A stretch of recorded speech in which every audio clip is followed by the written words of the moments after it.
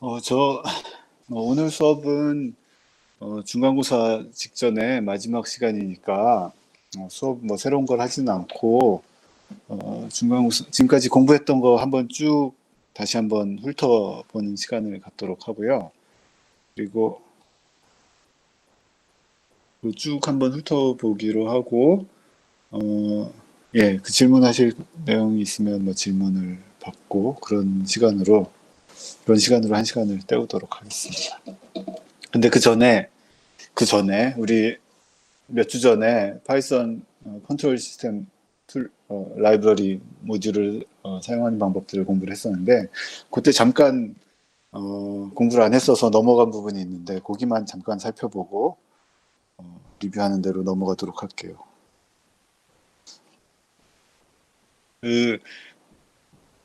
저기 우리 수업 웹페이지에 여기 컨트롤 시스템 라이브러리 쪽으로 한번 들어가 보시고 그때 우리가 여기 이제 주피터 노트북을 띄운 다음에 여기서 컨트롤 모듈을 설치하고 트랜스퍼 펑션들 정의하고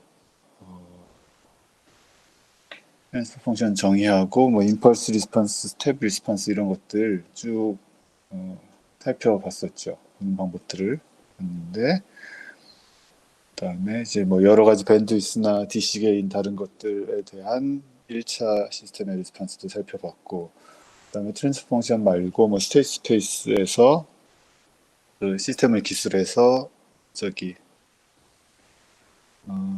스페이스 시스템을 기술해서 똑같이 이제 트랜스 펑션으로 정의한 거나 마찬가지로 사용할 수 있다는 것도 살펴봤었고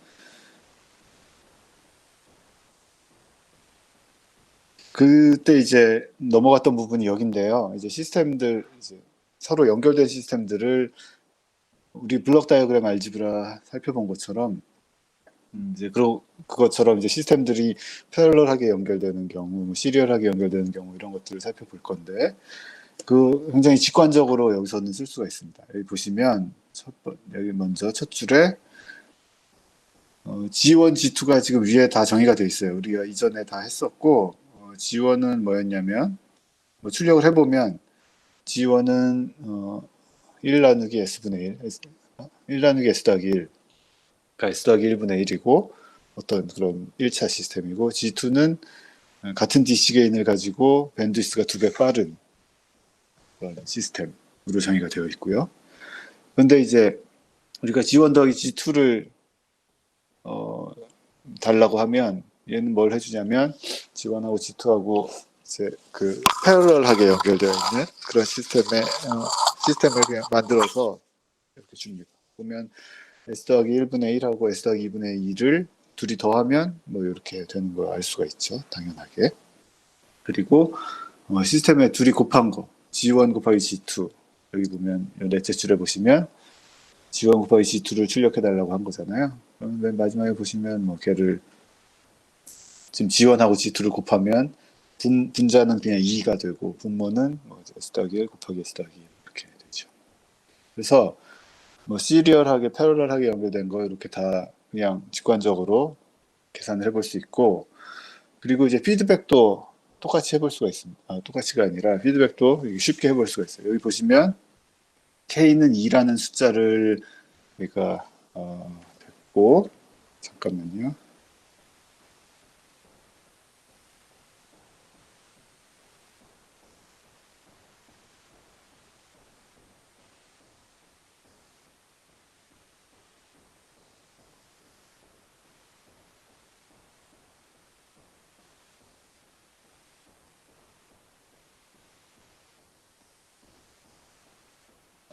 여기 보면은 둘째 K는 2라는 숫자로 정의를 해놨고 GF에다가는 뭐 어떤 명령이 되어 있냐면 피드백하고 G1하고 K하고 마이너스 1 이렇게 되어 있는데 이게 결국 뭐 한 거냐면 G1이 여기 붙어 있고 K가 이렇게 있고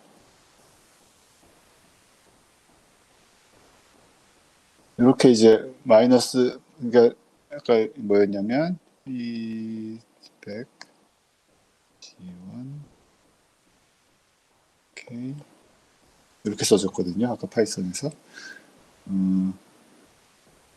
보면은 첫 번째 쓴 것은 위에 이제 포워드 방향으로 앞으로 이제 가는 트랜스 펑션을 써주고, 그 다음에 두 번째는 이제 뒤로 돌아오는 애를 써주고, 그 다음에 맨 마지막엔 부호를 써주고.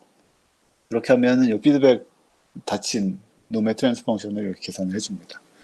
그래서 보시면 세 번째 줄에는 뭘 했어요? gf는 g 언더바 f는 그 피드백 트랜스 펑션을 계산했고, 그다음에 그 전에 곱한 게 1 나누기 dc 게인, 그 dc 게인이라는 함수는 그 트랜스 펑션의 dc 게인을 그냥 출력해 준 거고, 그러니까 gf의 dc 게인으로 나눠준 거기 때문에 결국에는 이 세 번째 줄을 연산하고 나면 dc 게인이 1인 놈이 되겠죠. gf는 어떤 dc 게인을 가지고 그거를 그 dc 게인으로 나눠준 애니까. 그래서 프린트 gf를 해보면 이제 이렇게 됐다는 걸 알 수 있습니다. 지금 뭐 했냐면 얘가 s 더하기 1분의 1이었고 얘는 2였고, 그러면 피드백하면 gf는 1 더하기 s 더하기 1분의 이렇게 해서 s 더하기 3분의 1 이렇게 됐죠. 그러면 dc 게인은 3분의 1이기 때문에, 요놈의 dc 게인은 3분의 1이기 때문에 gf에다가 마지막 줄에는 3분의 1로 나눠서, 그래서 s 더하기 3분의 3 이렇게 dc 게인이 1인 애로 이제 맞춰준 것이죠.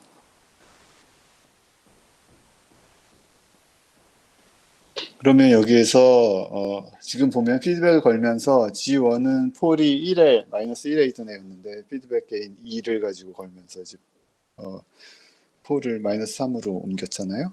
걔들을 스텝 리스폰스를 살펴보면 아까 Y1은 지금 YF하고 TF는 이제 피드백 건에 위에 있는 S 더하기 3분의 3의 스텝 리스폰스를 출력을 했고, 그 다음에 이 둘을 같이 그리는데 Y1은 오픈 룹 시스템 G1의 스텝 리스폰스고, 걔하고 이제 피드백 된 시스템의 스텝 리스폰스 두 개를 이제 같이 그려봤습니다.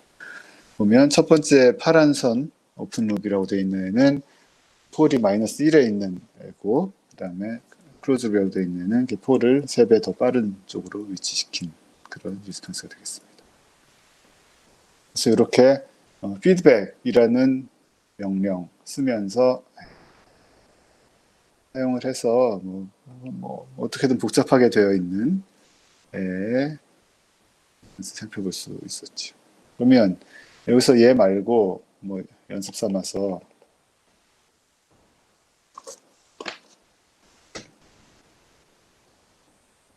이 K를 요 앞에다 붙인 애를 이렇게 보면 어떻게 될까요?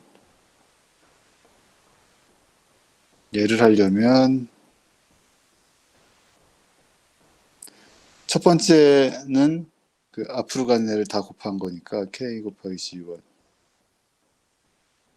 이렇게 해야 될 것이고, 근데 순서를 좀 더 엄밀하게 쓰자면 G1 곱하기 K 이렇게 되겠죠. 그 다음에 두 번째는 이제 피드백이 붙어 있는 애, 걔는 그냥 1이 들어갔고, 그 다음에 세 번째는 부호, 피드백 부호 이렇게 써주면 트랜스 펑션 어떻게 되나요? 그러면 얘는 GF는 1 더하기 S 더하기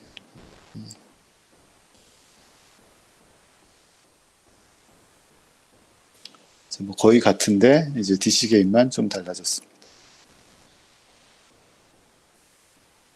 근데 이 짓을 다시 그 DC 게인으로 노멀라이즈, 그 DC 게인이 1이 되도록 맞춰주면 이놈의 DC 게인이 3분의 2니까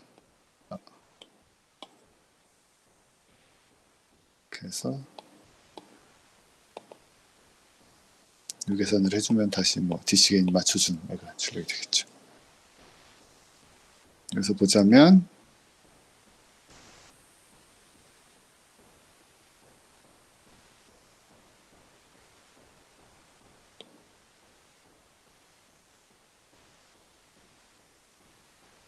K는 2를 쓰고 G 두 번째를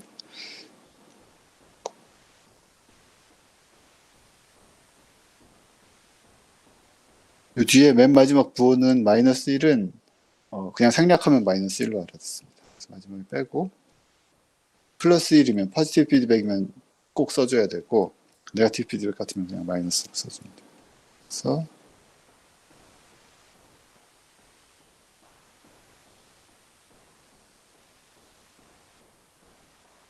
여기 보시면 아까 우리가 그 노트에서 살펴본 것처럼 피드백 걸면 이제 홀은 같은 위치에 그리고 DC 게인은 좀 달라지고 이런 것들을 살펴볼 수가 있었습니다.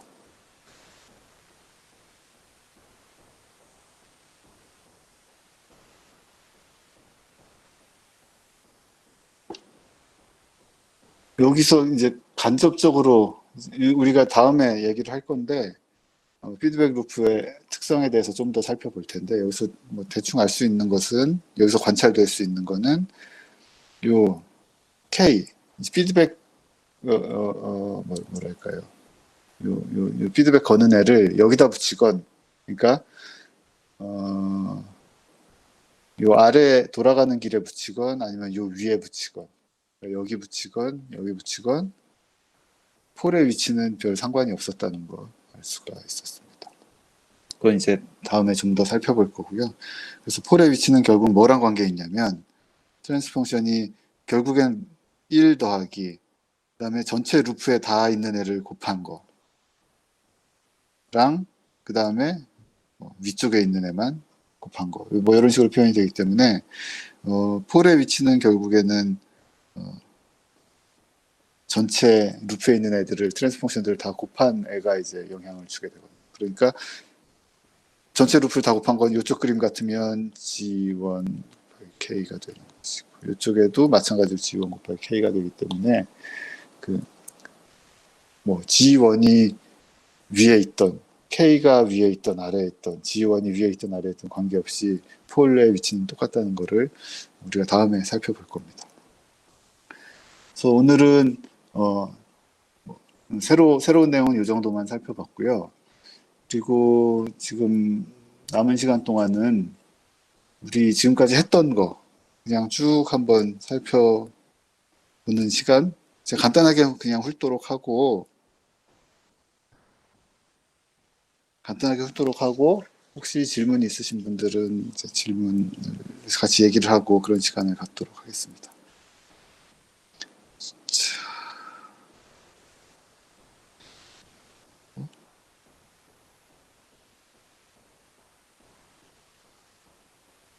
얘를 시간 순서대로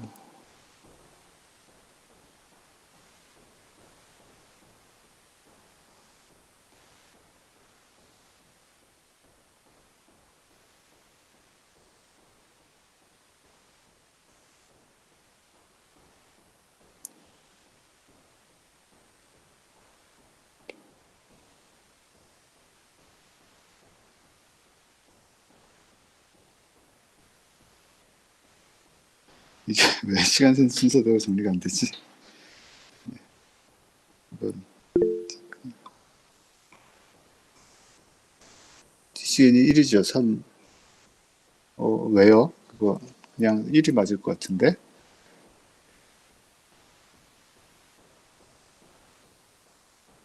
DC게인은 어떤 트랜스퍼 펑션, 리니어 시스템이 어떤 시스템이 있을 때 걔의 입력대 출력비라고 보면 되는데 저 스테디 스테이트에서의 입력대 출력비라고 볼 수 있을 텐데 S분의 3 분의 3 같은 경우는 스텝 입력을 거기다 줬다고 생각을 해보세요. 그러면 아웃풋이 어디 나오는지 아웃풋이 1에 나오죠. 스텝 입력을 주면 1이 나오면 DC게인은 1인 것이고 왜 그 3 나누기 루트 10이라고 생각하셨는지 모르겠는데요. 정확하게 DC게인은 1입니다. 걔는.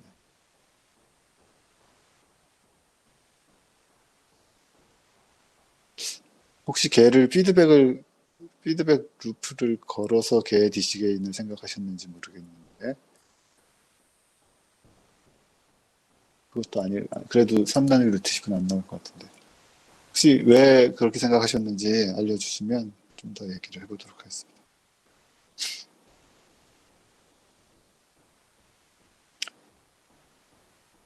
가장 처음에 우리가 살펴봤던 내용은 그 동력학을 모델링하는 걸 살펴봤었는데요.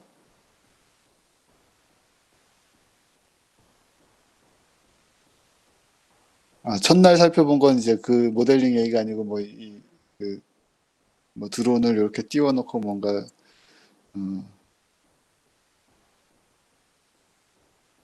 그렇죠. 첫날에는 이제 개요의 얘기였고 우리가 얘도 마찬가지고 첫날에는 그러니까 우리 그 수업이 크게 이제 세 가지 부분으로 구성이 되어 있는데 한쪽은 이제 동력학 시스템을 모델링하는 방법, 모델링해서 미분 방정식으로 만드는 방법을 처음 몇 주 동안 살펴봤고 두 번째 또 몇 주 동안은 그 모델링된 미분 방정식을 딱 봤을 때 걔들이 어떻게 반응을 할지의 그 리스판스들을 꼭 컴퓨터를 사용해서 살펴보는 방법도 살펴봤고 그 외에 또 밴드위스라든지 DC 게인이라든지 뭐랄까요? 이니셜 밸류 시어럼, 파이널 밸류 시어럼 이런 것들 보면서 그리고 이제 플랜트들을 1차와 2차 시스템들을 곱으로 나눠보면서 곱고 합으로 나눠보면서 이제 리스판스들을 생각해 볼 수 있는 그런 것들을 공부했었고 그 다음 마지막 부분에서는 이제 또 이 시스템을 블록 다이어그램으로 모델링한 다음에 걔들을 더하기도 하고 곱하기도 해보고 피드백도 걸어보고 이렇게 해서 이제 폴들이 어떻게 바뀌는지 이런 것들을 살펴봤었는데요. 가장 먼저 살펴봤던 내용들은 그 동력학 만드는 부분 여기 보면 트랜슬레이션에 대해서 가장 먼저 살펴봤었고 트랜슬레이션은 시스템 만들기가 별로 그렇게 어렵지 않았죠. 여러분들 숙제로도 많이 했었고 그래서 결국 뭐였냐면 트랜슬레이션은 모든 방향으로 지금 1차원상에서 움직인다고 하면 이제 한 방향만 그리고 2차원상에서 뭐가 움직이는 애가 있으면 이제 두 방향에 대해서 각각 정의된 우리 기준축 X축이건 Y축이건 그쪽 방향으로 F는 MA를 만족하도록 이렇게 식을 세우면 됐었죠. 그 식은 일단은 우리 시스템에서 모든 물체마다 프리바디 다이어그램을 그려볼 텐데 프리바디 다이어그램에서 그 물체에 밖에서 작용하는 모든 힘을 다 표시를 하고 여기 보면 프리바디 다이어그램을 어디다가 여기처럼 이 왼쪽에 있는 것처럼 질량이 스프링에 의해서 이렇게 움직인다고 하면 여러분들 숙제로 다 하셨으니까 기억이 다 나실 겁니다. 스프링으로 지금 막 헷갈리게 써 있어서 여기 보면 질량에 스프링과 댐퍼가 둘 다 붙어 있는 경우 그 경우에는 여기에 프리바디 다이어그램이 있는 것처럼 질량에다가 밖에서 작용하는 힘을 다 표시를 하고 보면은 이제 U라고 해서 내가 밀어주는 힘이 있었고 KX는 X만큼 늘어났을 때 스프링이 다시 당겨주는 힘. 그 이제 반대 방향. 내가 오른쪽으로 가는 걸 이제 플러스라고 정의를 했고 그쪽에 이제 플러스 X 방향으로 당겨지면 이제 스프링은 반대로 당기고 그 댐퍼도 나를 반대로 당겨주기 때문에 이 두 가지 힘이 반대 방향으로 작용을 하고요. 그리고 이 모든 밖에서 작용하는 힘들을 다 더하고 얘를 다 더하면 KX 이제 마이너스 KX가 있고 마이너스 BX 다시 있고 U가 있죠. 이 모든 힘들을 다 더한 게 M 곱하기 내가 양수로 정의한 방향의 가속도 이렇게 써버리면 이제 방정식이 완성이 되죠. 동력학이. 그리고 이제 트랜슬레이션에 대해서는 그게 다였고요.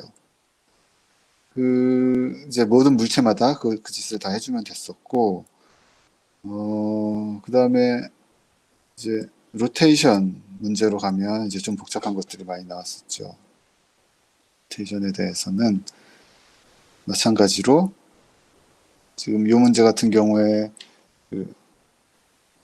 질량이 m이 카트가 이제 좌우로 왔다 갔다 할 수 있고, 그다음에 거기에 이제 폴이 달려서 이렇게 흔들흔들 할 수 있는 그런 애였는데, 여기에는 이제 질량은 좌우로 움직일 수 있고, 그러니까 카트는 위아래로는 아니고 좌우로는 움직일 수 있고, 그리고 카트는 어떻게 되죠? 2차원에서 아무렇게나 움직일 수 있는 거예요. 그러니까 여기 구속이 되어 있긴 하지만 2차원 운동을 하는 거죠. 그래서 이 카트에 대해서 한쪽 방향으로 움직일 수 있는 그 방향의 그 F는 MA 요식을 세워주고, 그리고 폴, 2차원 운동을 하는 폴에 대해서는 지금 요 폴에 작용하는 모든 외력을 다 표시하고, 여기 지금 하고 있는 것처럼 모든 외력을 다 표시하고 거기에 작용하는 가속도들을 다 표시해서 F는 MA를 또 만들어주고, 양쪽 축에 대해서. 그리고 회전 운동 방정식, 그러니까 요 두 가지죠. 요게 이제 병진 운동에 대한 지배 방정식이 되고, 얘는 회전 운동에 대한 지배 방정식이 되고, 그거를 작성을 해주면 이제 만들 수가 있었습니다. 여러분들이 많이 하셨던 질문 중에 하나가 여기에서 이제 나오는데, 여러 분한테서 질문을 받았는데, 여기 제가 FX하고 FI를 질량하고 카트하고 폴이 연결되는 부분에 작용하는 이제 구속력이라고 말씀을 이제 드리고 이렇게 써놨잖아요. 근데 이 방향이 왜 왼쪽으로 작용을 하는지, 그리고 지금 아니죠. 이제 내가 왜 FX를 오른쪽으로 작용을 한다고 써놨는지, FY를 왜 위로 밀어준다고 써놨는지 보면, 생각해 보면 카트가 이렇게 매달려 있으면 폴이 이렇게 매달려 있으면 폴은 카트를 아래로 당길 거기 때문에 FI를 아래로 쓰는 게 맞지 않냐, 이런 질문들이 굉장히 많았는데요. 요거는 어떻게 생각을 하면 되냐면, 내가 그냥 아무 방향으로나 처음에 정의를 해놓으면 되는 거예요. 정의를 해놓고 그 부호 컨벤션을 계속해서 뒤에 유도하는 과정에서 계속 그걸 유지하면 되는 거거든요. 그러니까 어떻게 정의를 하던, 내가 FY를 위로 이렇게 플러스로 정의를 했으면 실제 계산을 해봤을 때 진짜 아래로 당긴다면 저 FY가 마이너스로 나올 것이고, 그렇기 때문에 처음에 부호는 아무렇게나 정의해도 상관이 없습니다. 실제 물리적인 움직임하고 상관없이. 이거를 어떻게 설명을 하면 여러분들이 가장 잘 이해하나, 여러분한테 설명을 드려봤더니, 여러분들 회로 이론에서, 회로망에서 어떤 소자에 걸리는 전압들을 다 가정을 하고, 그걸 이제 다 크로즈 루프에서는 다 합이 0이 되고 이런 것들을 이제 만들잖아요. 그때 전압 방향이, 저항이 이렇게 있을 때 왼쪽에서 오른쪽으로 가는 게 플러스 전압이 흐른다고, 전압차가 발생한다고 가정을 할지, 아니면 오른쪽에서 왼쪽으로 반대로 가는 걸 플러스 전압으로 전압차라고 가정을 할지 생각해 보시면, 그거는 아무렇게나 해도 상관이 없었어요. 상관이 없고 그 규칙에 맞게만 앞으로 유도가 되면, 실제로 내가 부호를 양수라고 정의한 방향대로 실제로 전압차가 생기면 양수가 나오는 것, 계산이 될 것이고, 그게 이제 반대일 경우는 이제 음수로 나오게 되고 그렇잖아요. 그거랑 마찬가지라고 생각하시면 됩니다.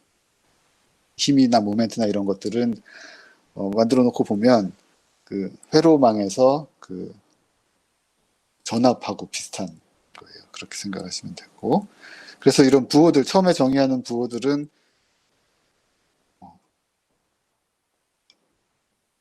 어떤 방향으로 하든지 관계가 없겠습니다. 그래가지고 여기 이제 FY, FX들을 생각을 해놓고, 이제 이런 것들, 사인 컨벤션을 맞춘다는 게 이런 의미죠. 여기에서 FX가 요 위에서는 폴이 카트를 오른쪽으로 미는 힘이라고 정의를 한 거고, 그러면은 요 폴에는 거꾸로 카트가 폴로 미는 힘은 이제 작용 반작용의 원리에 따라서 이제 반대로 이렇게 작용을 시켜야 되는 것이고, 그리고 또 예를 들어서 회전을, 내가 폴이 이렇게 반시계 방향으로 이렇게 들리는 경우를 플러스 회전이라고 정의를 하면, 이제 모멘트 이퀘이션도 그쪽을 이제 양수로 놓고서 푸는 이제 작용하는 모멘트들을 다 반시계 방향을 플러스로 놓고 계산을 해야 되는 그런 것들이 있었죠. 이렇게 해서 식들이 만들어지면 걔를 여러 개의 식이 만들어질 텐데 거기에서 그 아까 fx라든지 fy 구속력 같은 것들은 이제 모르는 값이었기 때문에 걔들을 이제 소거하다 보면 이제 운동방정식이 만들어졌습니다.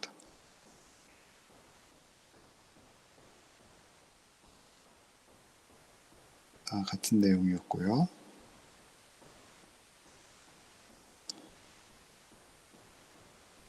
그 다음에 살펴봤던 것들은 어떤 미분방정식을 우리가 이제 동력학 관계에서 미분방정식을 만들어 놓고 걔를 트랜스포 펑션으로도 표시를 하고 아니면 스테이트 스페이스 방법으로도 표시를 하고 그렇게 할 수 있었고요.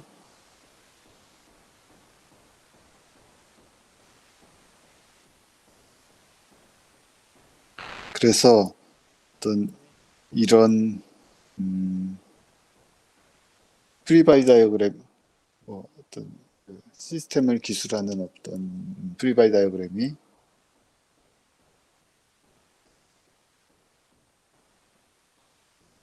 프리바디 다이어그램으로 표시된 거나 스테이트 스페이스 형태로 표시된 거나 트랜스포 펑션 형태로 표시된 거나 셋 다 이제 같은 선형 시스템을 표시한다고 볼 수가 있고 얘들 사이에 왔다 갔다 하는 방법들 살펴봤습니다.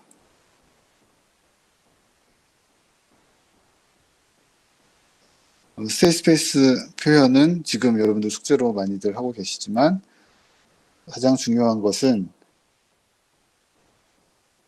상태 변수의 시간 변화율을 내 상태 변수와 입력의 선형조합으로 표현하면 이제 걔가 스테이트 스페이스 이퀘이션이 되죠. 그리고 아웃풋은 뭐 내가 관심 있는 뭐 계측을 한다든지 제어하고 싶다든지 하는 관심 있는 신호를 마찬가지로 상태 변수와 입력의 변화율로 표시를 해주면 됐던 거였어요.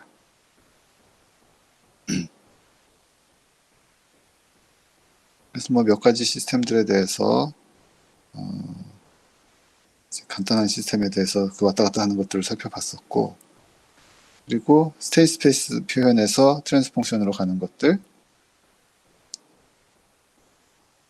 요놈에다가 그냥 통으로 라플라스 트랜스폼을 해서 x를 소거해버리면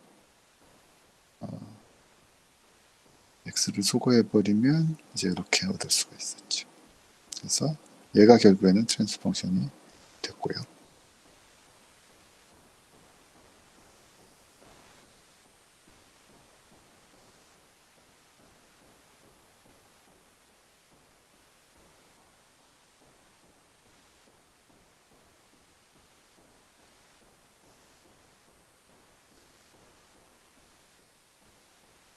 그 다음에 우리가 살펴봤던 것은 뭐 하나 건너뛴 것 같은데요. 그 전에 우리가 라플라스 트랜스폼에 대해서 좀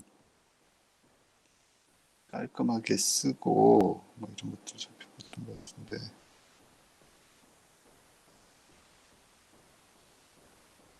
여기요.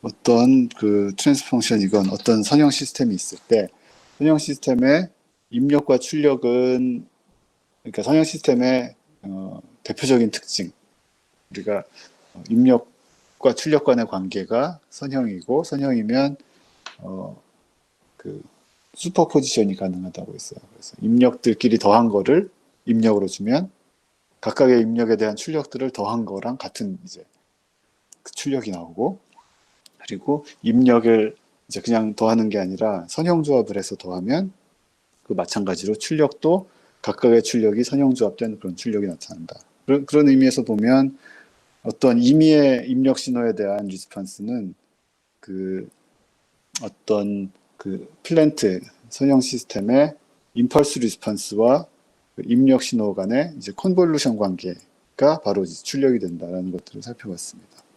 컨볼루션은 결국 뭐였냐면은 그 임의의 입력 신호를 그 임펄스들의 조합으로 다 쪼갠 다음에 각각 임펄스들의 조합을 임펄스들의 선형 조합이 아니고 임펄스들의 임펄스들, 그렇죠. 뭐 각각의 쪼갠 임펄스들의 선형조합이라고 볼 수가 있죠. 그 다음에 이제 각각의 임펄스에 대한, 그 쪼개놓은 임펄스에 대한 리스폰스들을 다 더하면, 선형조합해서 더하면 이제 출력이 된다.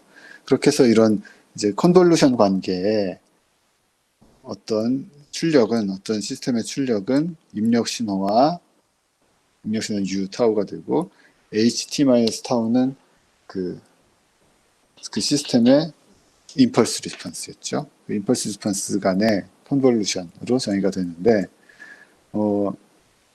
근데 이제 계산하기가 쉽지가 않으니까, 뭐 무한히 쪼개서 적분을 하고 막 이래야 되니까, 사람들이 생각을 한 게 이런 라플라스 트랜스폼이라는 걸 생각을 해내서, 그 컨볼루션 하기 전에 입력과 시스템과 출력을 다 라플라스 트랜스폼을 해보면, 출력은 입력의 라플라스 트랜스폼하고 그다음에 시스템의 라플라스 트랜스폼, 다시 얘기하면 트랜스포 펑션, 또 다시 얘기하면 그 시스템의 임펄스 리스폰스. 그러니까 그 세 개의 관계가 있는데, 입력의 라플라스 트랜스폼과 임펄스 리스폰스의 라플라스 트랜스폼을 그냥 곱해버리면 그 출력의 라플라스 트랜스폼이 되는 걸 살펴봤습니다. 거기에서 이제 모든 이런 선형 시스템 이론과 제어 이론 뭐 이런 것들이 이제 출발을 하는 것이었죠. 그래서 여기 보시는 것처럼 라플라스 트랜스폼을 해놓고 입출력 관계를 살펴보면 그저 이렇게 곱으로 간단하게 표현이 된다고 알 수가 있었고, 우리가 블럭 다이어그램으로 놓고 보면 단순하게 요 맨 마지막에 있는 요 블럭 같은 경우는 US, 그러니까 입력의 라플라스 트랜스폼하고 출력의 라플라스 트랜스폼은 그냥 출력이 된다. 그 임펄스 리스폰스를 그냥 곱해버리면 걔가 출력이 된다. 출력의 라플라스 트랜스폼이 된다 알 수가 있었습니다. 뭐 그런 것들을 살펴봤고, 그리고 또 하나 살펴본 것 중에 하나, 입력 신호가 임의의 신호가 아니고 이런 특별한 어떤 익스포넨셜 펑션이 되면, 이 익스포넨셜 펑션은 뭐냐면 이제 s가 복소수라고 하면 이제 s가 실수라고 하면 그냥 이렇게 익스포넨셜리 디케이하고 이제 익스포넨셜리 이렇게 터지는 그런 커지는 그런 익스포넨셜 펑션이 되지만, s의 복소수가 들어가게 되면, 특히 허수 파트는 이제 사인 함수와 코사인 함수의 뭔가로 표현이 되기 때문에 이제 이런 특별한 형태의 리스폰스는 시스템 반응은 우리가 관심을 가지고 봐야 되죠. 보면 이제 도움이 많이 되겠죠. 그러면 이제 어떤 굉장히 보기 좋은 형태로 나왔는데, 출력의 라플라스 트랜스폼이 아니고 출력 자체가 그냥 이렇게 표시가 된다는 거예요. 입력 신호 그대로 놓고 내 트랜스포 펑션이 그냥 곱해진 형태. 그러면 여기에서 이 특성을 활용해서 우리가 뭘 살펴볼 수 있었냐면, 여기에 특별히 어떤 코사인 웨이브나 순수한 사인 시그널을 넣어주면 리스폰스가 어떻게 나나 살펴봤더니, 지금 요게 우리가 저번 시간에 지금 방금 전 슬라이드에 살펴본 거잖아요. 여기. 얘를 활용을 해서 이 s를 이제 코사인 함수를 이렇게 표현하고, 걔를 이제 여기다가 집어넣어 보면 yt가 어떻게 나왔냐면, 여기 보시면 어떤 코사인 입력 신호, 이 입력 신호였죠. 코사인 입력 신호의 위상이 얼만큼 밀리고 그 다음에 어떤 개수만큼 증폭이 돼서 나온다는 걸 살펴볼 수 있었는데, 이 증폭된 m은 뭐였냐면 그 트랜스포 펑션 hs에 그 s 자리에다 j 오메가를 넣은 고놈의 매그니튜드. 고놈은 복소수일 거잖아요. h 오브 s는 어떤 s에 대한 분수 함수인데, 그 s 자리에다가 어떤 허수를 넣어주면 h 오브 s는 어떤 복소수가 됩니다. 그 복소수의 크기가 이 증폭 배율이 되었고, 그 복소수의 위상, 여기 있는 것처럼요. 그 복소수의 위상이 그 위상 지연으로 나타나게 된다는 걸 알 수가 있었습니다. 그래서 지금 여러분들 숙제로 하고 있죠, 이 문제도. 그리고 뭐 S에다 특별한 어떤 그냥 특정한 어떤 숫자, 뭐 3J, 그러니까 예를 들어서 입력 신호가 코사인 10T다 그러면 이제 오메가 10인 경우잖아요. 그러면 이제 그때 특별한 그 매그니튜드와 위상은 어떻게 계산할 수 있었냐면 그냥 복소수에서 어떤 얘가 있다고 하면 위상은 여기 있는 것처럼 복소수의 곱의 매그니튜드는 각각의 매그니튜드의 곱과 같고 여기도 마찬가지고요. 곱의 곱의 위상은 각각의 위상의 합과 같고 나누기의 위상도 마찬가지고요. 그렇게 되는 거를 살펴볼 수가 있었습니다. 그래서 어떤 트랜스퍼 펑션이 있었을 때 걔의 매그니튜드, 어떤 특정한 오메가에서의 매그니튜드와 위상을 복수 평면에다가 폴 찍고 제로 찍고 해가지고 위상을 다 얻을 수가 있고 그걸 쭉 모든 오메가에 대해서 그려보면 그게 이제 보디 플롯이 되었죠. 보디 플롯이 되고 걔의 의미는 뭐 특별히 어떤 오메가로 내가 이 시스템을 흔들어 줬을 때 반응이 어떻게 나오는지 이제 그런 거랑 그러니까 어떤 오메가로 흔들었을 때 매그니튜드가 어떻게 나오고 위상이 어떻게 딜레이가 돼서 나오는지 그런 의미를 가졌었죠.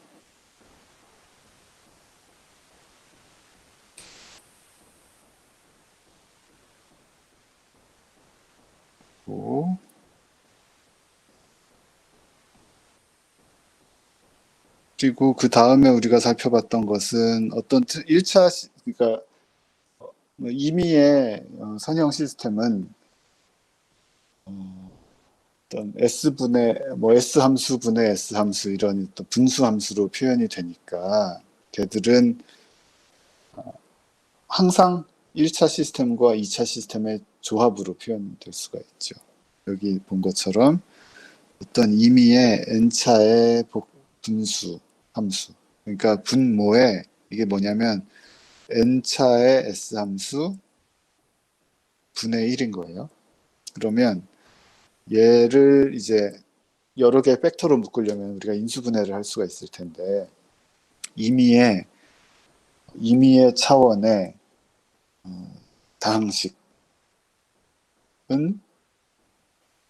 여기 적혀 있는 n차 다항식 임의의 그 다항식은 우리가 요놈을 0으로 만드는 해를 찾아보면 항상 복소수가 되죠. 이 복소수라는 그 복소수라는 집합이 정의 자체가 정의를 아예 그렇게 하기도 하죠.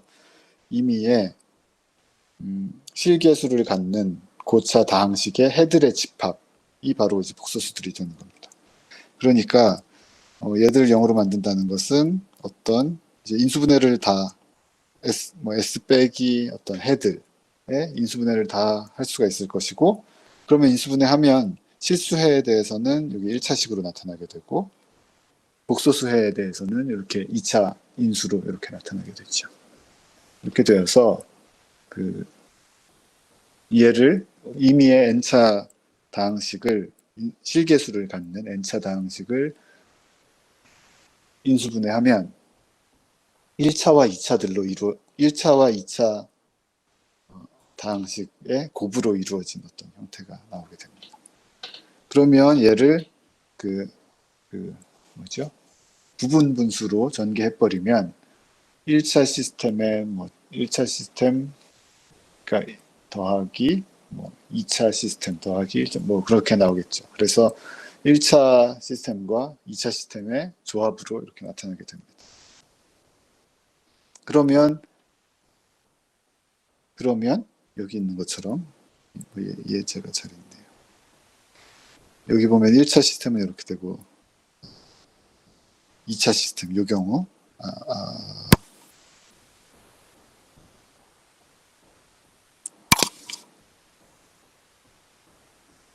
예를 들어서 이제 이렇게 이제 곱으로 1차와 1차의 곱으로 되어 있는 이런 이제 함수 같은 경우는 부분 분수 조합을 할 수가 있기 때문에 그거 좀 이따가 얘기를 하도록 하겠습니다. 하던 얘기 마치고 얘들의 곱, 1차와 2차의 곱으로 나타난다는 것은 부분 분석이 해버리면 여기에 뭐 어떤 숫자가 들어가고 여기에 어떤 숫자가 들어가고 뭐 이런 식으로 쓸 수가 있기 때문에 얘는 각각의 어떤 리스판스의 선형 조합으로 이렇게 볼 수가 있습니다. 그렇기 때문에 1차와 2차에 대한 리스판스만 알면 사실은 이론적으로는 이제 임의의 고차 함수에 대한 고차 시스템에 대한 리스판스를 다 알 수가 있는 거죠. 뭐 임의의 걸 우리가 하진 않을 거고 간단하게 이렇게 1차와 2차들의 한두 개짜리로 이루어진 조합에 대해서는 여러분들 숙제로도 살펴봤고 이제 그래서 다들 기억을 하실 거고요. 그러면 이제 1차와 2차의 특별한 어떤 리스판스들을 우리가 이해를 하면 나머지 조합에 대해서도 대충 알 수가 있겠다 한 이야기였는데 1차 리스판스 같은 경우는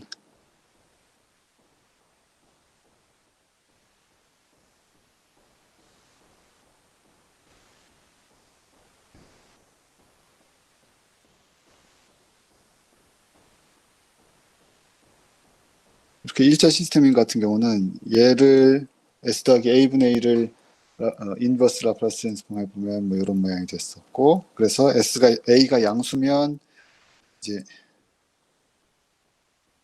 그쵸 A가 양수인 경우 이쪽 윗줄의 리스판스는 이렇게 익스포넨셜리 디케이하는 어떤 모양이 되었고 A가 음수인 경우는 이렇게 익스포넨셜리 발산해버리는 그런 모양이 되었습니다. 그래서 그리고 A가 크면 클수록 위쪽 줄에서 A가 크면 클수록 뭔가 반응이 빨리 나타나는 A가 크면 얘가 더 빨리 이렇게 슉 내려오는 이런 어떤 모양이었죠. 그리고 여기에서는 아랫줄에서는 A가 더 크면 더 빨리 이렇게 올라가는 모양이었고 그래서 요 1차 시스템에서는 폴이 이 A가 그러니까 폴이란 그때 이제 우리가 또 얘기하기를 폴이란 것은 이 트랜스 펑션이 정의되지 않는 자리 다시 얘기하면 분모를 0으로 만드는 자리였고 그때에서 그 폴이 지금 여기서는 마이너스 A가 폴인데 그 폴이 이 독소 평면에서 내 왼쪽에 있으면 그러니까 실수 파트가 음수면 스테이블한 이렇게 이제 익스포넨셜리 디케이한 스테이블한 형태가 되고 그 반대면 언스테이블하다는 거 우리가 살펴봤었습니다. 그리고 A가 크면 클수록 뭐 더 스테이블하다고 할까요? 뭐 그렇게 볼 수가 있고 그러니까 스테빌리티의 정도를 폴이 원점에서 얼마나 먼지를 가지고 뭐 얘기해 볼 수도 있겠습니다. 그 얘기가 요 얘기였고 2차 시스템 같은 경우는 2차 시스템인 경우는 이렇게 이제 특별한 형태로 이제 상수 개수를 둘이 또 위아래를 똑같이 맞춰놓은 오메가 제곱으로 똑같이 맞춰놓은 특별한 형태로 이렇게 표시를 하고 그 다음에 1차 개수 분모의 1차 개수가 분모의 1차 개수를 2제타 오메가로 해서 그 제타로 이제 표현을 해주면 그러면 이제 이런 애들을 이제 표준형 2차 시스템이라고 우리가 부르고 이 오메가는 얼마나 반응 속도가 빨리 나타나는지 그거랑 관련이 있고 제타는 이제 댐핑이랑 관련이 있다는 걸 알 수가 있었습니다. 이게 만약에 이렇게 표현이 안 되고 그 2차로 이렇게 표현이 안 되고 그러니까 뭐랄까요 모든 2차 함수가 이렇게 모든 2차 시스템이 이렇게 표현될 수 있는 건 아니잖아요. 여기가 보면은 요 상수항이 다 양수인 경우가 되고 여기에서는 그런데 이제 이쪽 상수항이 음수가 된다 그러면 그런 경우에는 이렇게 표준형 2차 시스템으로 표현이 안 되고 이렇게 표현이 안 되는 경우는 해보면 아시겠지만 2차 시스템이지만 1차 시스템 두 개의 곱으로 이렇게 나타나게 됩니다. 그리고 또 그런 예들에 대해서는 우리가 살펴봤었죠. 여기 있는 것처럼 제가 잘못 썼네요. 여기가 S제곱 4 이렇게 돼 있다고 하면 얘는 이제 분모의 상수항이 이제 음수잖아요. 음수면 여기 있는 표준형 2차 시스템 이 형태로는 표현이 안 되는 거죠. 그런 경우에는 살펴보면 이렇게 1차 시스템 두 개의 곱으로 나타나게 된다. 여기도 마찬가지고 두 번째 줄도 두 번째 줄도 보면 이렇게 써보면 뭐 이렇게 되고요.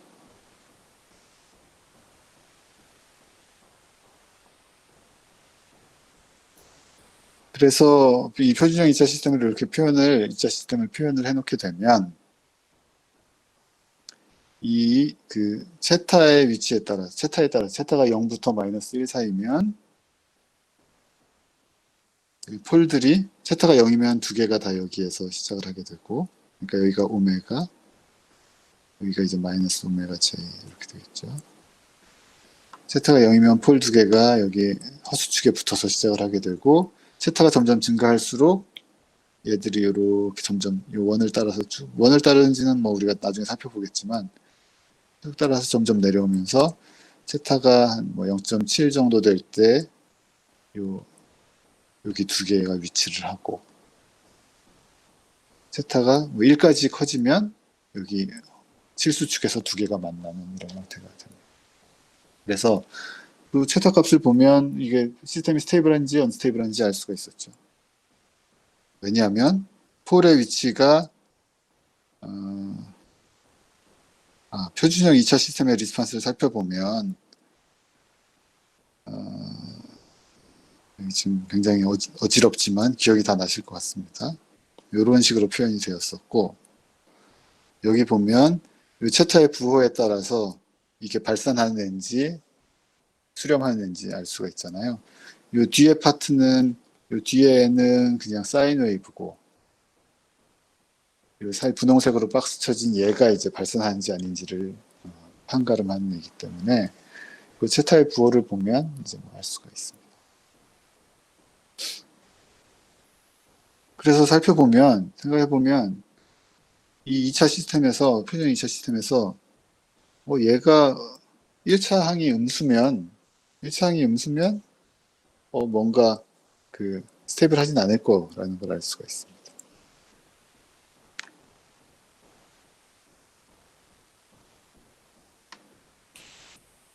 그 이제 폴의 위치를 다 계산해 보시면 알 수가 있는 내용들이고요.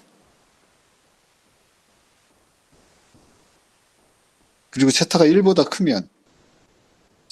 크면 요 위에서 얘기한 것처럼 이렇게 표현이 안 되면 1차 시스템 두 개로 쪼갤 수가 있는 거예요. 여기 보면 세타가 1이잖아요. 얘는 요 박스에 쳐놓은 애 같으면 오메가가 2고 세타가 1인 시스템입니다. 살펴보면 이렇게 1차 시스템 두 개로 쪼개진다는 걸 알 수가 있고, 얘는 세타가 1보다 작은 애겠죠. 여기 요 위에 애가 세타가 1이었으니까 얘는 세타가 4분의 3 정도 될 겁니다. 그러면 얘는 이제 표준형 2차 시스템이 거고, 얘는 세타가 1보다 크잖아요. 이제 1차항이 더 커졌으니까. 그러면 걔도 살펴보면 이렇게 이제 1차 시스템 두 개로 쪼개지는 거죠. 얘는 아까 말씀드린 것처럼 1차항이 음수면 보나마나 당연히 뭔가 폴 한 개 이상은 이쪽 언스테이블한 쪽으로 넘어가 있다는 걸 살펴볼 수가 있습니다.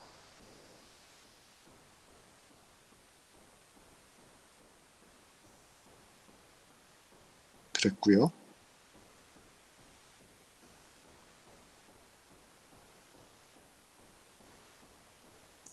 지금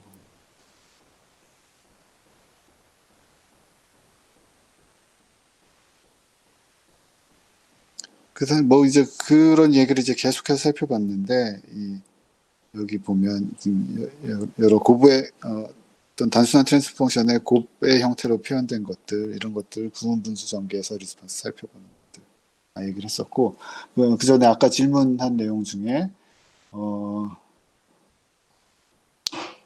이제 분모가 모두 인수분해되어서 1차 시스템으로만 곱이 나왔을 때는 댐핑이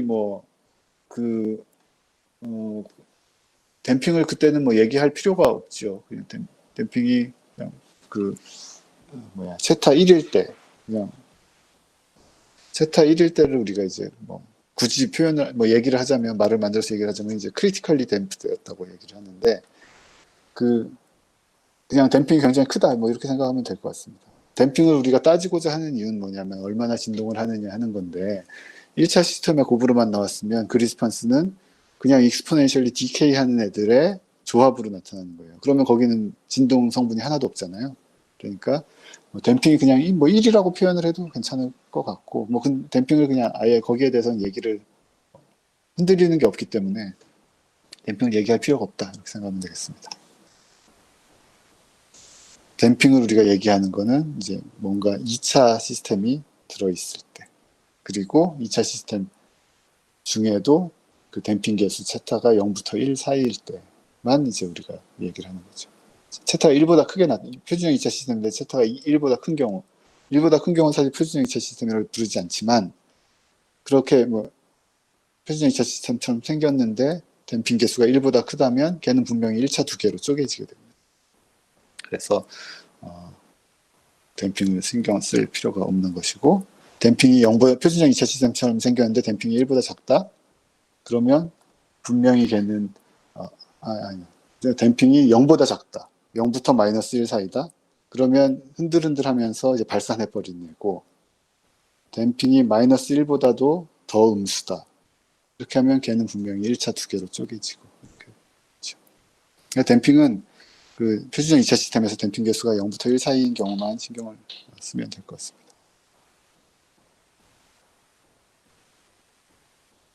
그래서 그 다음에 우리가 살펴보고 있던 것은 어떤 리스폰스들이 있을 때 얘들을 선형 조합해서 리스폰스를 살펴보는 이런 것들은 여러분들 숙제로 많이 하셨으니까 기억이 다 나실 것 같고, 그 다음에 중요한 것들 하나, 파이널 밸류 시오렘, 이니셜 밸류 시오렘 이런 것들을 활용을 해서 얘가 결국 무한 시간, 파이널 밸류 시오렘이라는 건 시간이 굉장히 많이 흘렀을 때의 이 함수 값을 의미하는 거잖아요. 그러니까 걔가 발산하는지 아닌지도 아니죠. 발산하는지 아닌지가 아니고 어디로 수렴을 하는지 이런 것들을 살펴볼 수가 있었습니다. 그러면서 이제 우리가 DC 게인을 얘기를 했었고, 그래서 파이널 밸류 시오렘 잘 생각을 해보면 어떤 1차 시스템에 대해서는 이렇게 되어 있는 1차 시스템에 대해서는 상수항의 B가 그냥 DC 게인이고, 그러니까 A분의 B죠. 어떤 2차 시스템 같은 경우에는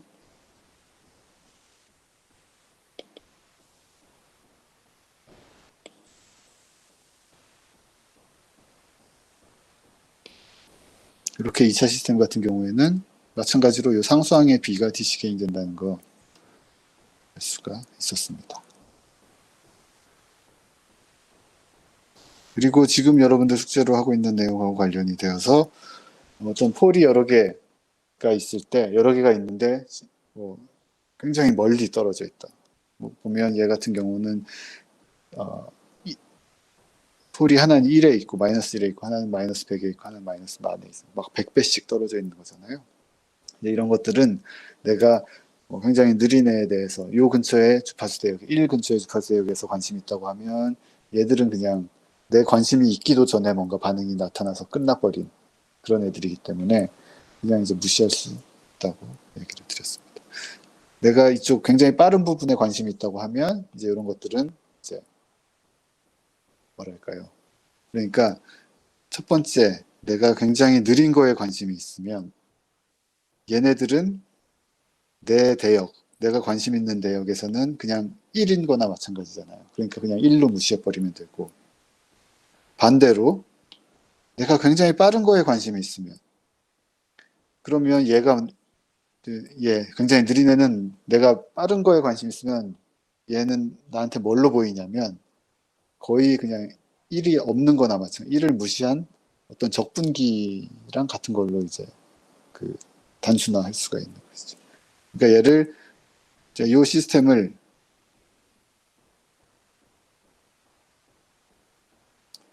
요거는 제가 얘기는 안 한 것 같은데, 얘기는 안 하고 느린 거에 관심이 있을 때, 보통은 뭐 그런 경우가 많으니까 느린 거에 관심이 있을 때는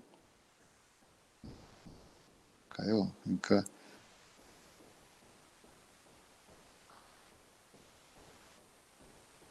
로우 밴드 어프록시메이션이라고 하면, 그 느린 밴드에 대해서 어프록시메이션 한다고 하면 이 분홍색으로 쳐진 것만 도미넌트하게 나타날 거기 때문에 그냥 S분의 1이라고 볼 수가 있는 것이고, 근데 얘를 내가 굉장히 빠른 밴드위스에서 어프록시메이션 하고 굉장히 빠른 부분이 관심이 있다 하면 요 파란색, 얘는 분홍색 느린 부분, 얘는 이제 파란색 빠른 부분이라고 하면, 빠른 부분에 관심 있다고 하면 요 앞에 이제 얘가 이제 S 더하기 만분의 만이 이제 관심이 이제 중요한 부분이 되고, 요 앞에 있는 애들은 내 만에 비해서 폴들이 굉장히 작잖아요.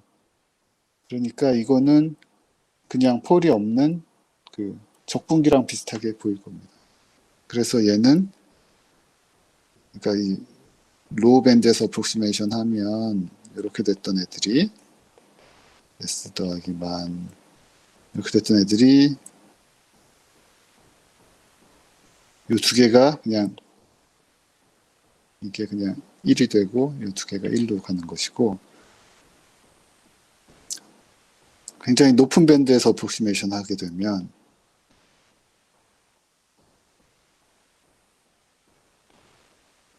얘가 이제 관심이 있어지게 되고, 얘는 S분의 100이라는 애로 어프록시메이션이 되고, 얘는 S분의 1이라는 애로 어프록시메이션 되고, 그래서 결국에는 S제곱 S 더하기 만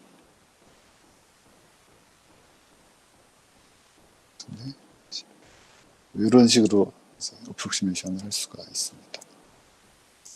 그러니까 그 내가 어느 밴드에 빠른 데 관심이, 빠른 역할에 관심이 있냐, 느린 역할에 관심이 있냐에 따라서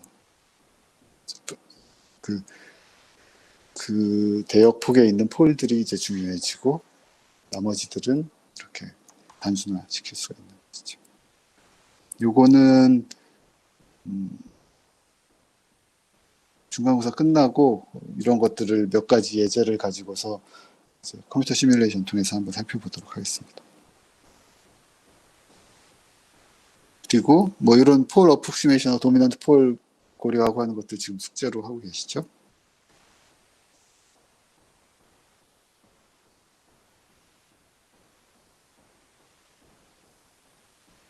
그 다음에 살펴본 것은 뭐 스테빌리티의 얘기. 그래서 스테빌리티라는 것은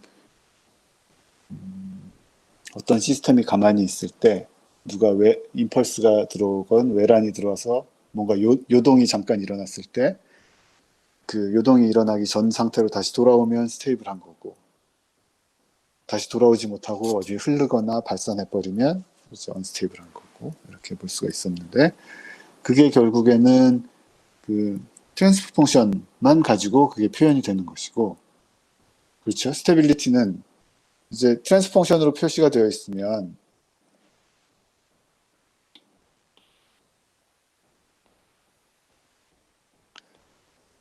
이런 트랜스퍼 펑션으로 어떤 내 시스템이 표시가 되어 있으면 이게 스테이블한지 아닌지는 단지 이 분모를 0으로 만드는 폴이 복소평면에 왼쪽에 있느냐 오른쪽에 있느냐만 따져주면 됐어. 다시 얘기하면 이 임펄스 리스폰스, 이 트랜스퍼 펑션 뭐냐면 이 시스템에 어떤 시스템이 있고 걔에다가 임펄스를 줬을 때의 리스폰스잖아요. 타임 리스폰스잖아요. 얘가 트랜스퍼 펑션이. 그러니까 그 입력을 어떻게 주던 이런 거랑은 상관이 없는 거예요, 사실. 이 얘기를 여기서도 했었고, 또 한 번은 그 상태변 스테이트 스페이스 디스크립션으로 시스템을 기술했을 때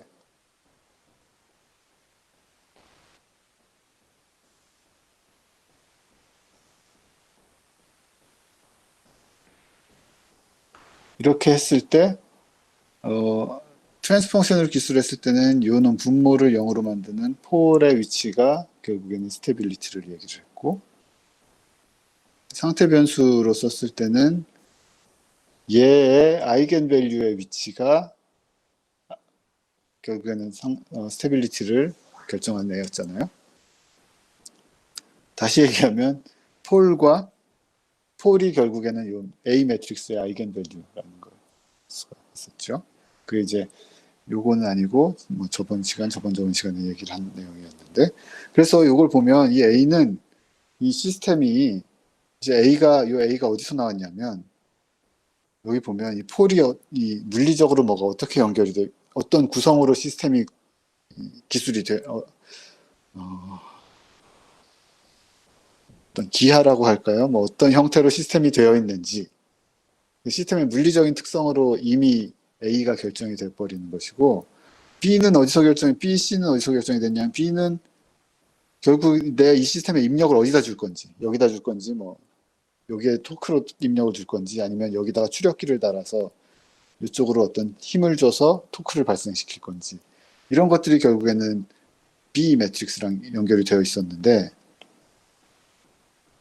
근데 스테빌리티는 A에만 관련이 있다? 그러면 지금 이 시스템은 내가 토크를 여기다 줘서 컨트롤하건, 그 추력을 여기 F를 여기다 끝에다가 줘가지고 컨트롤하건, 스테빌리티는 관계가 없다. 그거에 관계가 없다는 거예요. 내가 입력을 어디다 주었는지 간에.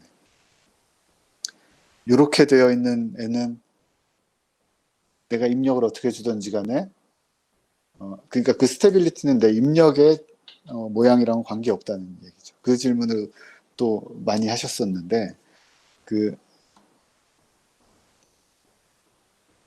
질문도 많이 하셨었는데, 결국에 그 질문에 대한 왜 헷갈려 하나를 생각을 했더니, 여기에 트랜스포 펑션을 u분의 y라고 놓고 뭔가 입력을 정의를 이렇게 하고서 트랜스포 펑션을 만들기 때문에, 내가 입력을 어떻게 했을 때는 시스템이 스테이블하고 어떻게 했을 때는 언스테이블하고 뭐 이럴 거라고 지금 오해를 하신 분들이 많던데, 그거는 이제 어떻게 이해를 하는 게 맞느냐면, 내가 얘기하는 그 스테빌리티는 입력을 어떻게 주든지에 관계없이 처음에 설명드렸던 대로 어떤 시스템이 있을 때, 평형 상태에 있는 시스템이 있을 때 걔에 뭔가 임펄스가 들어왔던 거는 입력을 어떻게 줬다라고 명확하게 얘기를 할 수 있는 게 아니고, 뭔가 시스템이 흔들렸을 때라고 보면 되겠습니다. 그러니까 그 상태가 약간 흔들렸을 때 걔가 다시 돌아오는지 아니면 발산하는지. 그렇게 놓고 보면 그 입력을 어느 위치에 준 거랑은 이제 관계없다는 걸 알 수가 있고, 여기 이제 특별히 이 스테이트 스페이스 디스크립션을 만들어 놓고 보면 이제 트랜스 펑션 스테빌리티는 A에만 관계가 있기 때문에, 다른 뭐 내가 B를 뭐 어떻게 줬는지 아니면 C를 어떻게 줬는지는 뭐냐면, 이 시스템에서 내 관심 있는 변수가 뭐냐인 거예요. 그러니까 이 시스템의 그 타고난 특성을 건드리지는 못하는 거죠, 걔들이. 근데 타고난 특성이 있고, 걔를 내가 어떻게 흔들고, 그게 B고, 그리고 뭘 관찰하고가 C고, 그러니까 그 B하고 C는 타고난 특성하고 관계가 없는 거죠. 스테빌리티는 어떤 타고난 특성이다, 이렇게 생각하시면 되겠습니다. 그래서 이렇게 폴이 매달려 있는 같은 경우는 뭐 그건 어떻게 움직이는지 다 알잖아요. 바로 흔들리면 바로 다시 원래 자리로 들어가고, 그걸 거꾸로 세워놓으면 흔들면 바로 뒤집어진다는 걸 알 수가 있고.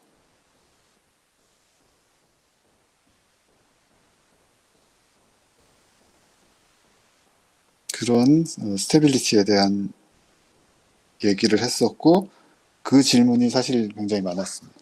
방금 말씀드렸던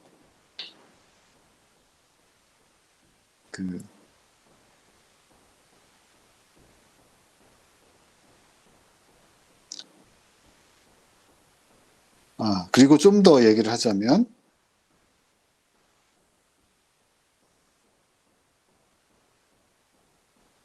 여기에서. 그러면 이 B는 내가 제어를 어떻게 한다는 건데, 그럼 제어를 하는데, 제어를 하면 그 타고난 애를 못 건드리냐? 그러니까 제가 타고난 특성이라고 얘기했잖아요. 타고난 특성, 우리가 다뤘던 말로 살펴보면 그 폴이란 얘기고, 그 폴을 그러면 내가 이 B랑 C를 어떻게 만들면, 그러니까 제어를 잘 하면 그 타고난 특성을 바꿀 수 있었죠. 폴을 바꿀 수 있었죠. 그렇게 돼서 클로즈룹을 걸어서 폴이 뭐 위치가 바뀌었다. 그래서 언스테이블한 때 있던 폴이 스테이블한 데로 온 것도 우리가 살펴본 적이 있고, 이제 그렇게 되면 얘는 타고 나서는 언스테이블하게 타고난 애인데, 내가 피드백 제어를 잘 해서 스테이블하게 이제 바꿨다. 이렇게 이제 얘기를 하면 되는 거죠. 그러니까 시스템의 스테빌리티라고 얘기를 하면, 그냥 타고 나서 그렇게 태어난 애, 스테이블하게 태어났는지 언스테이블하게 태어났는지 걔고, 내가 제어를 클로즈 룹을 묶어서 제어를 잘해서 스테이블하게 되었으면 그때는 우리가 안정화되었다고 얘기를 합니다. 안정적이다라는 거는 이제 타고난 그 스테빌리티를 얘기를 하는 거고, 안정적이다. 얘는 스테이블하다는 얘기고, 안정화되다.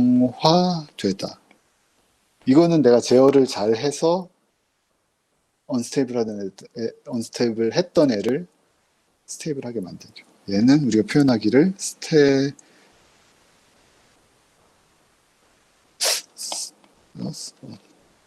갑자기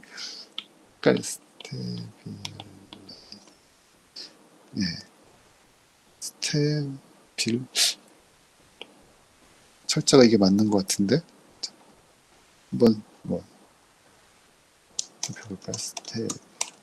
왜 이런 게 창피하게 이런 게 갑자기 헷갈리지? 예, 맞네요. 스테빌라이즈. BI를 써서 스테빌라이즈라고 표현을 합니다. 그래서 안정화되었다고 하면 그러니까 이 과목의 목적이 이건 거예요.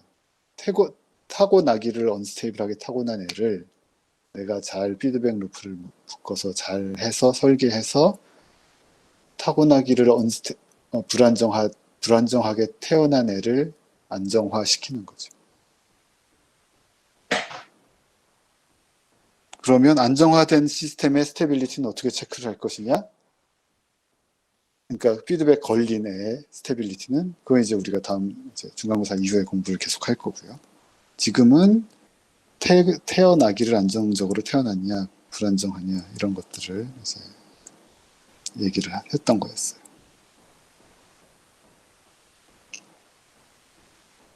그 다음 이제 여러분들이 이번 숙제에서 굉장히 지겹게 살펴보고 있는 블록 다이어그램들로 뭔가를 시스템을 표현을 하고 걔들을 묶어서 이제 피드백으로도 묶고 이제 앞뒤로 패러럴 시리얼하게도 묶어서 살펴보는, 이제 단순화시켜 보면 특히 피드백 루프를 걸었을 때 폴의 위치를 바꿀 수 있다는 거 알 수가 있었고, 그게 결국에는 내가 제어를 한다는 의미가 이렇게 여기 있는 것처럼 어떤 시스템의 출력값을 내가 읽어와서 뭔가 계산을 하고 K를 곱하든지 뭐 계산을 하고 걔를 다시 시스템에 입력으로 넣어주는 형태가 이제 이 피드백 루프의 의미가 되는데, 그런 식으로 뭔가 내 시스템에 들어간 입력을 내가 출력을 가지고 와서 뭔가 계산을 해서 걔를 다시 입력을 넣어주면 이 시스템의 타고난 특성을 바꿀 수 있다, 그런 얘기였습니다. 그래서 지금 여러분들 많이 하고 계시겠지만, 이미 하셨겠지만, 피드백 루프를 이렇게 간략화하는 것들은 거의 외울 정도로, 저절로 튀어나올 정도로 익숙해지셔야 되고요. 그리고 그 후에 살펴봤던 것들은 뭐 간단한 시스템에 대해서 폴 하나짜리, 폴 두 개짜리 이런 시스템에 대해서 피드백 루프 간단하게 걸어봤을 때 1차 시스템은 한 번, 2차 시스템은 두 번 이렇게 걸어봤을 때 폴이 어떻게 바뀌는지 살펴봤었습니다. 이렇게 해서 1차 시스템 같은 경우는 폴 위치 바꾸고 그 다음에 DC 게인 바꾸려고 뭐 앞에다가 어떤 숫자들을 곱하고 뭐 이런 것들을 해서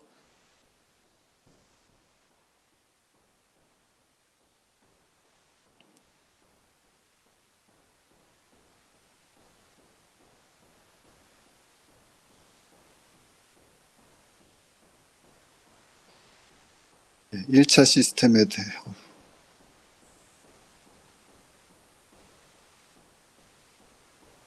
그리고 뭐 이런 것도 살펴봤었죠. 어떤 블럭이 있을 때 이 더해지는 이 포인트를 이 블럭의 뒤로 보내고 앞뒤로 왔다 갔다 하는 방법들, 이건 여러분들 숙제에서 지금 많이 하고 계시는 걸로 알고 있고,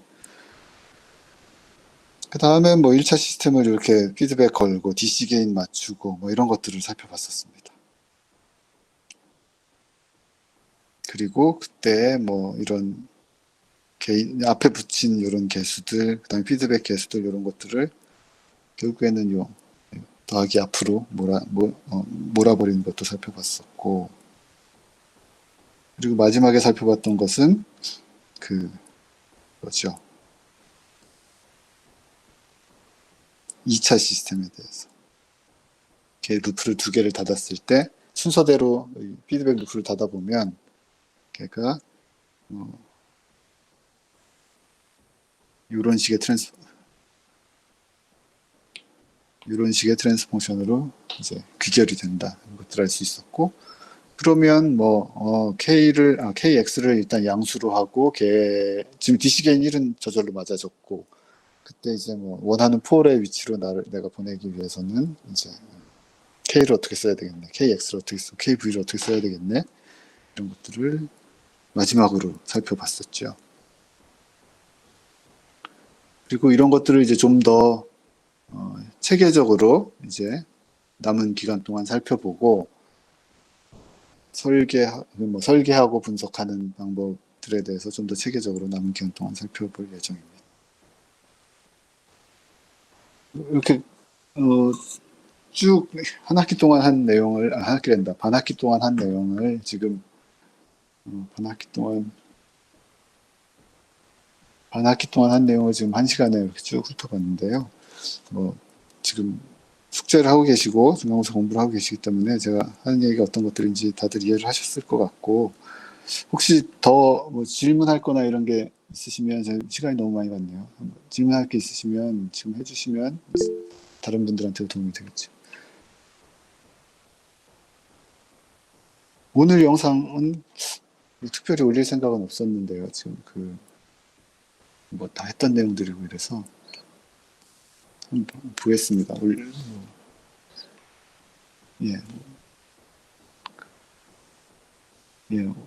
보고서 올려드릴게요.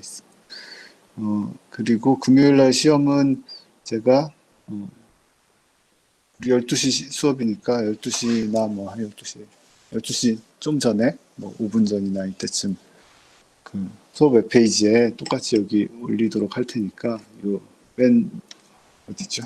여기 수업 웹페이지에 요 맨 밑에다가 제가 2020 midterm을 올릴 테니까 그때 다운받아서 종이에 풀어가지고 스캔한 거를 1시 20분까지 도착할 수 있도록 보내주시면 됩니다. 제출은 과제처럼 해주시면 됩니다.